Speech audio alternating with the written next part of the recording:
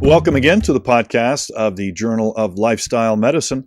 I'm Sven Hosford, and we are a collaboration of journalists and integrative medicine professionals in Western Pennsylvania. We like to discuss all things related to lifestyle medicine and smart choices that people can make. Talk to the latest scientists, which we'll be doing today. Today is July 22nd, 2014, and we are here in the middle of swelter season. So we are live here from the Sorgatron Towers in Beachview, Beechwood. What kind of beach is it? It's beach something. There's a beach in the name. And want to make sure you look for the summer issue of our magazine. It's been out on the street for a month or so. It's the lifestyle medicine handy little journal that you'll find in waiting rooms, health food stores, and yoga studios all over Western Pennsylvania. You can subscribe on our website, journaloflifestylemedicine.com. You can actually email me at svenhosford@gmail.com. We record here live every Tuesday at 4 o'clock, and it's live on live.sorgatronmedia.com and on the Journal of Lifestyle Medicine. And then we put it out on YouTube, iTunes, Spreaker, and Stitcher. That's just such a fun word to say, Spreaker. Coming up in future podcasts, next week, we've got Dr. Lori Lankowitz. She's our favorite PT, a physical therapist with a PhD and an MBA, an ERA of, no, forget that, that's a dumb joke. She's really good at integrative medicine, and she'll be with us, and we'll be having some fun talking about how physical therapist is actually a good way to get good mental health.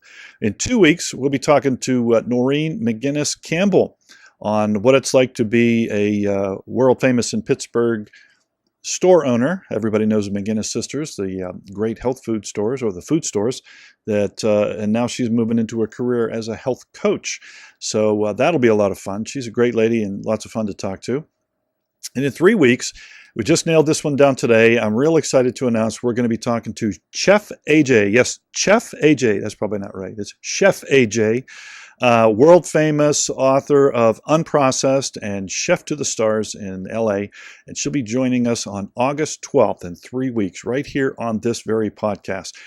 Coming up in this podcast, I'm real excited to be talking to somebody that I just find really fascinating. So in the inside back cover of our issue, you saw this pretty woman's face, and you probably wondered, what the heck has that got to do with integrative medicine or lifestyle medicine, besides taking good care of your skin, and why is skin so important? Well, we're going to talk to the atomic physicist who developed the technology around ASEA. It's called Redox signaling molecules. We're going to find out what that means, and it's going to be very interesting, I promise you. Dr. Gary Samuelson will be our guest.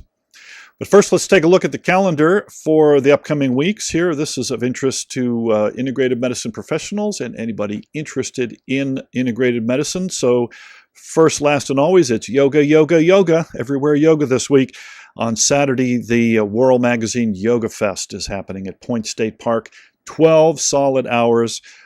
Starting with meditation, ending with the kirtan. They're doing it right. The great folks over at World Magazine going to have an all-day yoga fest right at the point. And then on Sunday, there's a new yoga place that's going to be going in right across the street from PNC Park. It's called Urban Elements and Psychology. Psychology, that's pretty cute.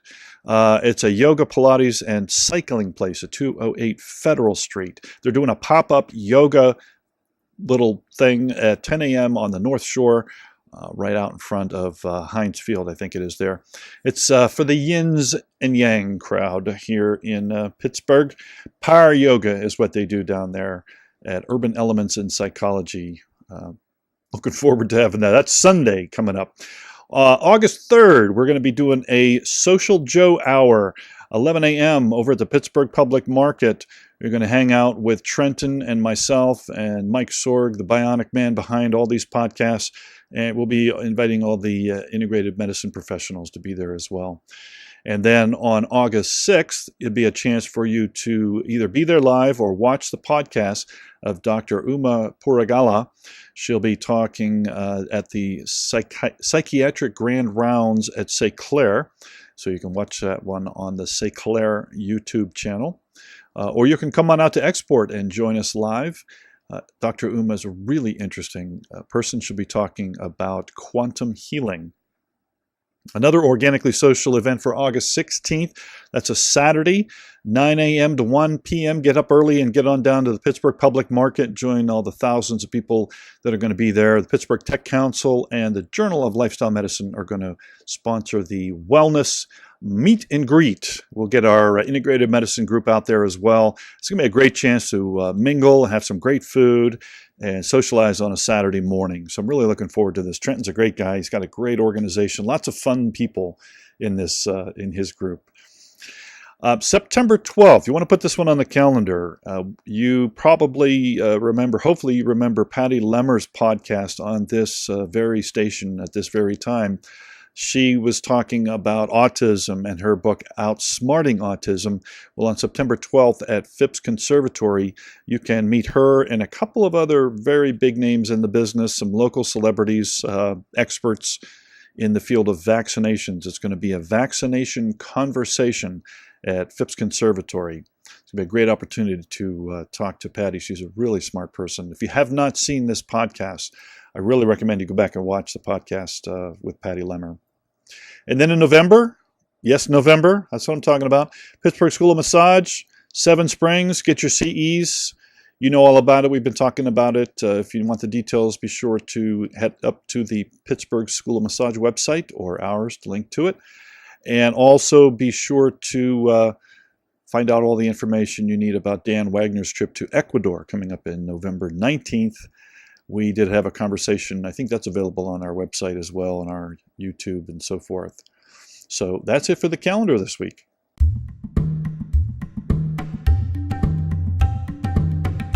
So today we're talking about redox signaling molecules. We're going to find out just what those are and why we should care. We'll discuss it with an atomic physicist who's been doing the research into metabolism, mitochondria, and probably several other things that begin with M in the medical profession. He's the one that's developed this method to create these molecules, if I'm understanding this. Has developed a line of products, including a skincare product, which is very revolutionary. We'll be talking about that. It's actually good medicine. Dr. Gary Samuelson is a researcher, an author, and one of the scientific minds behind the ASEA product line that use this technology. He was awarded his PhD in atomic medical physics from the University of Utah, and he's been working on stabilizing nanoparticle structures integral to several promising technologies. He serves as the chair of the ASEA Science Advisory Council. Welcome, Dr. Gary Samuelson. Thanks for being with us today. Thank you. It's a pleasure to be here. Did I get all that right? Is all of that information I just said about you true and accurate and to the best of your knowledge honest? Yes, it's honest, I suppose. A little bit puffy. a little puffy. All right, so we'll try to tear you down to size here. What the heck is atomic medical physics, and what exactly do you study? Atomic physics has to do with how molecules fit together, or atoms fit together. You use the tools of quantum theory and other such things to realize how these molecules fit together in the field structures and et cetera. This is especially important in the processes of life, of course, which are the most fascinating types of processes that exist with molecules. Where everything that takes place in a living cell, for example, has to do with these tiny little micro machines that have to communicate with one another and coordinate their activities with one another. It all has to do with atomic physics and molecular physics. And that's exactly the reason why I wanted to study this in the very beginning, because, my goodness, I wanted to figure out what made up life, what made it work. Yeah, that's actually my next question. Was there some specific event in your life or something that spurred you on into this topic? I'm sorry, I missed the audio on that. Oh, I'm just asking, was there something specific in your life or some event that got you interested in this topic, or how'd you get started down this road? My father had a PhD in physics also. I've always been a curious kid. So when I was a little boy, I would be the little guy that would, instead of playing in the playground and trying to make baskets, I'd be taking apart and dissecting leaves. I'd be doing things like that to try to understand how this beautiful structure and function of life actually exists. So I guess I was kind of born with it, So you, born with this curiosity, and it brought me to the point where I got my PhD in physics in order to try to figure it out. well, I saw you started a blog this year, and so in reading some of your blog posts, I'd say you're also a little bit of an artist, and perhaps a little bit of spiritual seeker. Is that also accurate? That's true. When I was also young, I had the I don't know what you'd call it. It was a paradox. I wondered if God existed and if these things are true. And so I, for several years, looked through a great deal of spiritual literature. And so, yes, I do have that part of me too. Hmm. And actually, it's part of the reason why I became so analytical, because I wanted to figure out if God exists or not. Well, it's very interesting paradox that most of the greatest scientists are also some of the most spiritual people, because it's like Socrates says: the more you know, the more you know you don't know. So I would think that somebody like you does research into just mind-bending aspects of how amazing the human body is. It must just be awe-inspiring sometimes. I don't think anybody really who understands the magnitude of physical process and really what the world is all about can not at least consider the question: is there other intelligent being or design happening out there? It seems like And it got to be somebody smarter than us that's running this whole thing somehow. So yeah. well, let's get to the topic. So you didn't coin this phrase, but you use it a lot. It's redox signaling molecules. So let's take it one step at a time. What's a redox? Okay, well, redox means the reduction and oxidation of molecules. It takes Ah, place in nature every time there is a reaction, a chemical reaction. And so, in the sense of what happens inside the cells and what I'm interested in my area of research, signaling takes place when there's a reduction or an oxidation. You've probably heard of oxidants. sure. And oxidants oxidize things. Reductants do the opposite. They actually deliver electrons rather than take away electrons. So reduction is the delivery of electrons, and oxidation means the removal of electrons. Okay. And this happens all the time in the fluids of life, or the vital fluids that are inside the cells and all around the cells. The atoms and molecules need to be able to react one with another through this medium of salt and water. So they end up oxidizing and reducing this medium. And the process of doing that is called redox, for short. Okay. Yeah. So And so then they signal. There's a signaling that happens between the cells.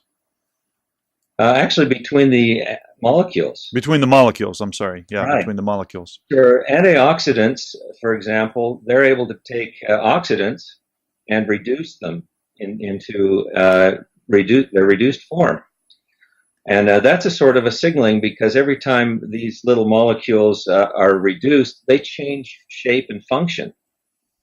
So according to the redox potential, or the potential of reduction and oxidation in these fluids, the whole mechanism of life and all of the messengers that are passing through and all of the things that are taking place, including the expression of genes, are affected.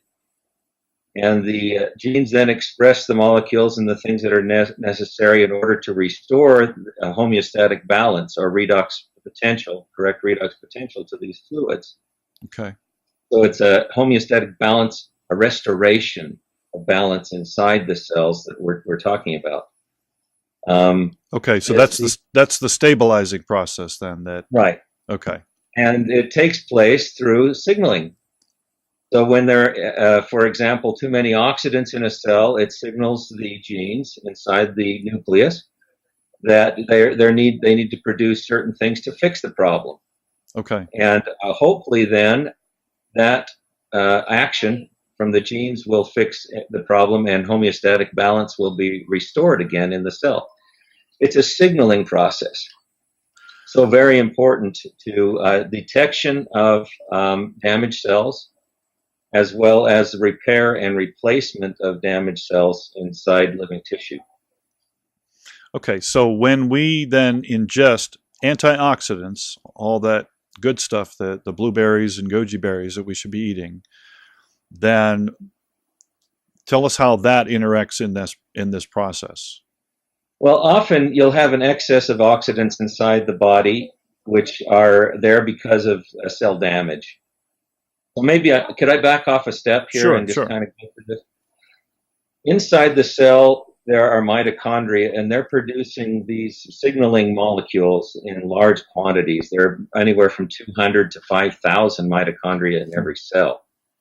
They produce these signaling molecules, which are included in the species Redox molecules. Hydrogen peroxide, superoxides, hypochlorites, very reactive species. They're called reactive oxygen species. They produce these reactive oxygen species. The antioxidants are there to eliminate the oxidants, and they do so on a continual basis. When there's damage to the cell, that balance is disturbed and the oxidants start to build up. That marks or signals damage in the tissue, in the cell. That buildup of oxidants is called oxidative stress. It's a signaling process, very much like smoke signals. Smoke has oxidants in it. It has free radicals in it. It can be bad for your environment.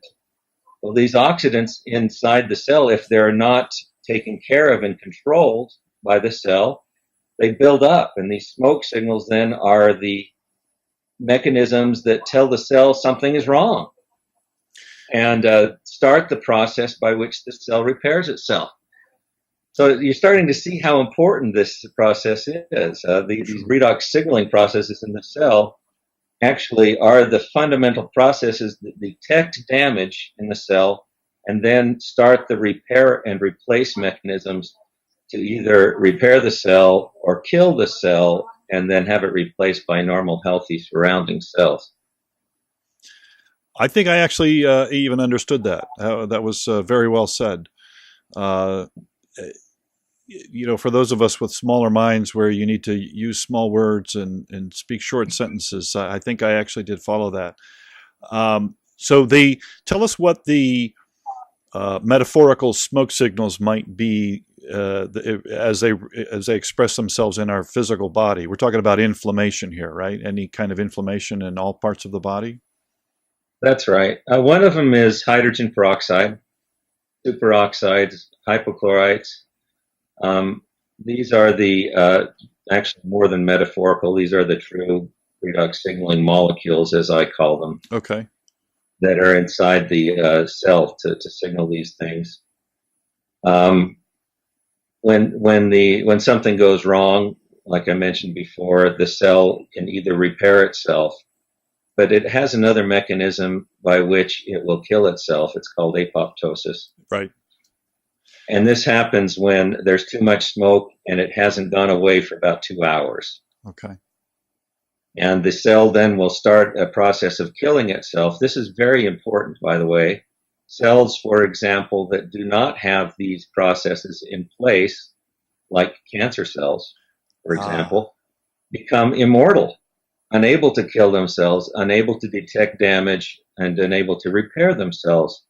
And so that is actually where the mitochondria have broken down.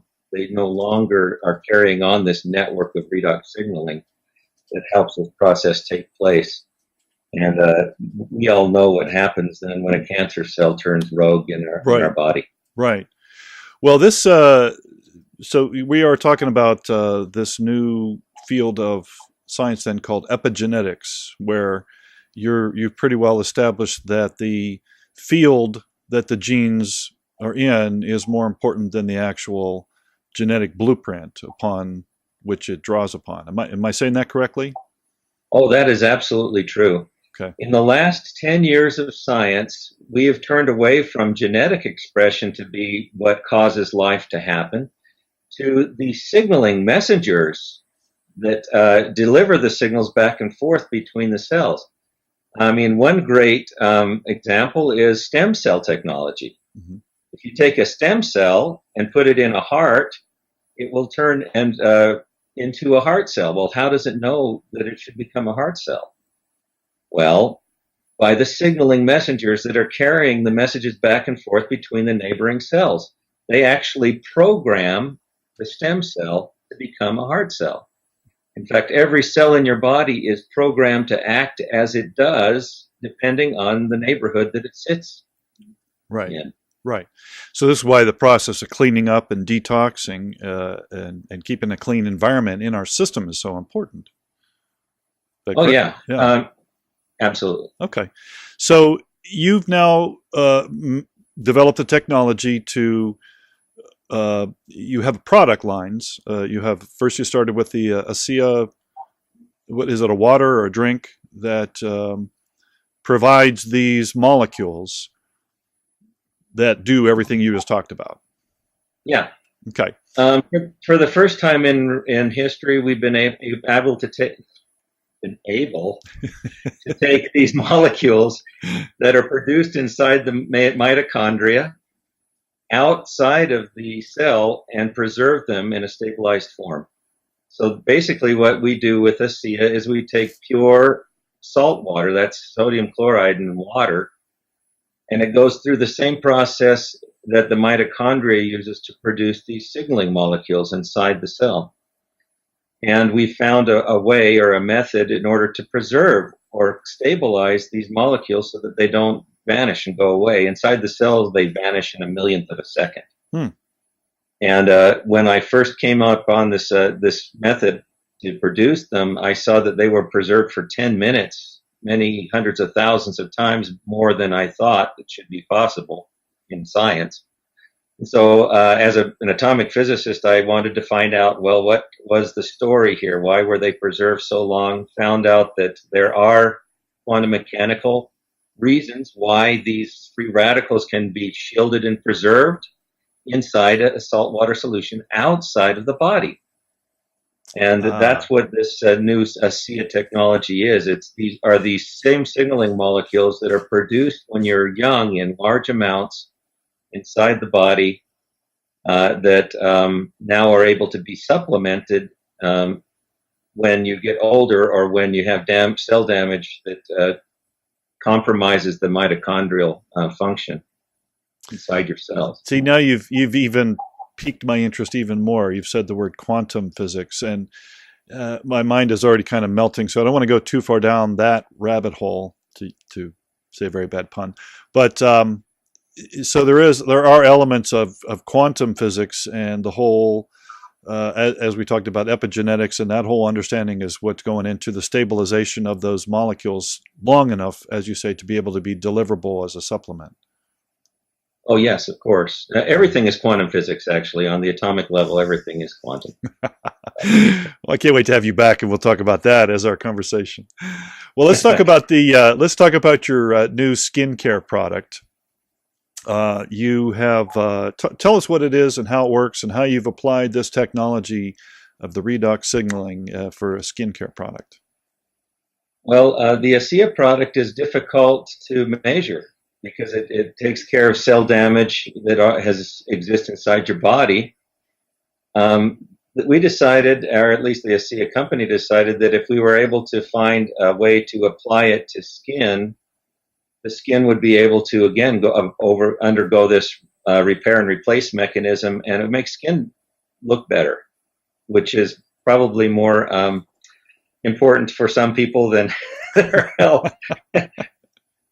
So what we did created these little structures, or this gel structure that would be able to hold these redox signaling molecules in their stable form without destabilizing them, and put them in there about 5 times the potency.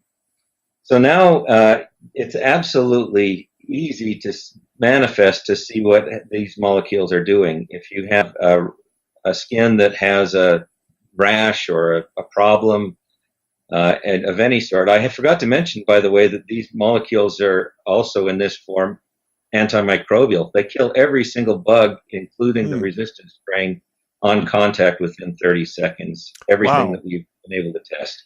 Wow. And it's perfectly safe for the body. You can put them in your eyes, ears, nose, mouth, in any part of the body, any tissue. You can even put them inside the body without any toxic effect whatsoever. Well, We have something. Yeah, that is that's amazing. absolutely. Well, we have a That's couple of amazing. pictures that we got sent from the publicity department. Do we have those ready, Mike? Are they up? We're looking at the crow's feet example here. I'm sure you've seen that picture that was sent out. And so we're seeing. Do you know what the time frame is on this? How long this person's been using the skincare for these kind of Yeah, a results? lot of these come from the research done by Dermatest in Germany, and they're 28 days. That's why it's called Renew 28. Okay, 28 In days. 28 days, you have this sort of effect. A reduction of. Yeah, so we're looking Sorry. at for the people listening to this, we're looking at and we'll yeah, we should link up these pictures on our site, but we're looking at a really dramatic change in a woman's crow's feet around her eyes. Let's take a look at the next picture, Mike. And this is a scalp. It's in black and white here. Um, he was suffering from. Do you know what this one was exactly, Gary? Well, I can't comment on exactly what, but it's simply blotches. Um, But it really uh, cleared up. The blotches are very clear. you know, Uh, you these happen when sun is exposed or skin is exposed to sun. In older people, they get these blotches. Some of them have to be removed surgically. And this Renew 28 then was able to do that in just a few days. Um, that's pretty amazing. How long has this yeah. product been out on the market now? The gel has only been out, the Renew 28, about 4 months now, or 5 months. Okay. Um, Well, Harold Corner, who's our local rep here, he is just high as a kite every time he talks about all of the products. He's been taking the drink for quite a while. He's loved that. And he's now talking about the skincare like there's no tomorrow. So I know you got one big enthusiastic person here in Pennsylvania. we have many. I can believe that.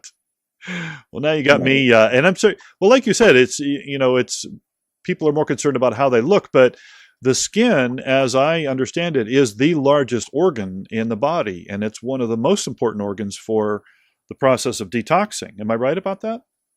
That's correct. For protection, for detoxification, for sensory inputs, and also, the sweat and other things help to eliminate. It's a part of the very important process of elimination of these toxins from the body. Now, this is just a quick aside to an area. I don't know if this is your area of expertise, but the actual act of sweating. Um, from a lot of different perspectives, from the Native American perspective, it's one of the most important ways to detox. Exercise enthusiasts, personal trainers tell you it's so important. Martial artists tell you it's so important to sweat every day. Uh, Dr. Brian Clement from the Hippocrates Institute talks about taking a sauna every day. What's your understanding about skin specifically as it related to detoxing and the importance of actual sweating and Yeah. how frequently you should do that? Well, as you said, the skin is the barrier between you and the rest of the world. It keeps the toxins out, and it also keeps the sweat and such has more surface area in order to extract the toxin than almost any other part of the body. So inside the sweat glands, as well as inside the kidneys, there are these little beautifully designed tubules that are able to collect the toxins in large amounts. And imagine now all over the whole body being able to eliminate toxins. It is actually the biggest organ, or the most important organ as far as this is concerned, besides possibly the kidneys. Sure. in eliminating waste. Has your Renew 28 been shown to accelerate or improve that process? What the Renew 28 does is it helps to maintain healthy skin cells and to help the body detect and repair and replace the damaged skin cells. So we were talking about the signaling process before. It works on the skin. It works every place in the body. In fact, it works in plants, animals, and every form of life on Earth. Huh. This redox signaling is probably the most fundamental process by which cells detect and repair damage. Well, I'm fascinated we haven't heard more about it from other research labs in other places. You will. Okay. Well, epigenetics is becoming quite a buzzword in a lot of the more progressive thinkers around. Let me mention this. You're familiar with James Watson and Crick, the work they did on the DNA structure? No. Okay. Well, James Watson was the guy who discovered the helical structure of DNA. Okay.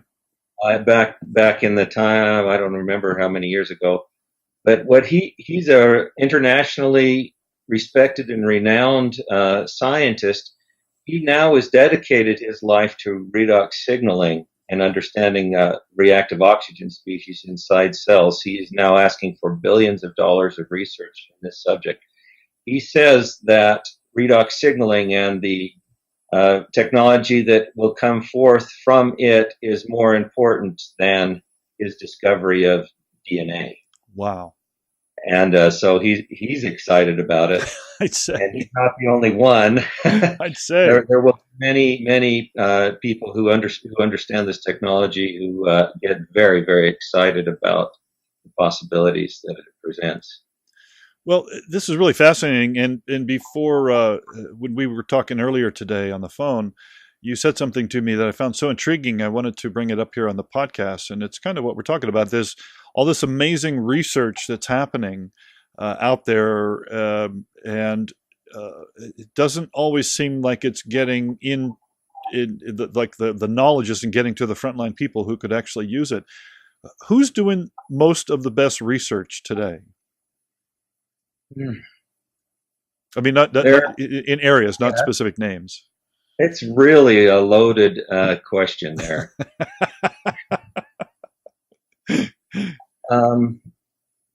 I've heard it in my career, since I'm involved in medical research and have been around the world. I've worked at Harvard Medical School and seen some of the projects that they've worked on. And I've seen other areas. There are wonderful things happening all over the world. We have over 5,000, for example, articles written in peer-reviewed journals about technologies that could rid us of cancer, AIDS, malaria, most of the things that plague the earth today. And we cannot commercialize these technologies for various reasons. They're too expensive. They can't be patented. You can't make profit on them. There are several reasons why these technologies, which do exist and are viable, cannot make it out there. So all of good scientists are doing excellent and extraordinary work in the field of medicine. But the problem is actually a political or economic problem, that it doesn't allow us to get these solutions to the people who need them. Well, if I can feed back to you, what I kind of heard is that unless there's a good way to make money from a process or a product, it's often, even if it's more effective, it's often not pursued in lieu of other processes or products which are more profitable, basically. Well, of course. I mean, you can't patent a carrot. Well, and that's part of the problem. You can't patent broccoli, and broccoli. If you're going to spend $800 million to $1.2 billion in research, you've got to have some way to pay for that research. only the large pharmaceuticals really have those sort of resources. Institutions, governments even bend under the weight of the type of investment that's necessary, and it's very risky. Yeah. And so why would you study vitamin E or something that's easily accessible at your corner market when you can't make a profit on it? You can't patent it or secure the technology. Sure. I think the health and wellness field, to tell you the truth, is one of the solutions, because yes, they can make a profit on selling wellness in this situation. Right. Right. Well, that's what that's what our whole mission here is with our Journal of Lifestyle Medicine, is to find ways that work for the people consuming it, but also manage to allow the professionals to earn a decent living and an honest living. So good points all around. Well, I want to thank you, Dr. Gary Samuelson. This has been a fascinating conversation, and I got to say, I'd love to have you back on where we can just talk quantum physics and epigenetics. I think that would be loads of fun. Okay. So that will do it for today's conversation on the podcast. Join us again next week for the Journal of Lifestyle Medicine podcast. You can find us on Facebook, iTunes, Spreaker, Stitcher, and of course on the Journal of Lifestyle Medicine.com. Look for our Integrated Medicine Professionals group on meetup.com. And until next week, Yuns, be careful out there.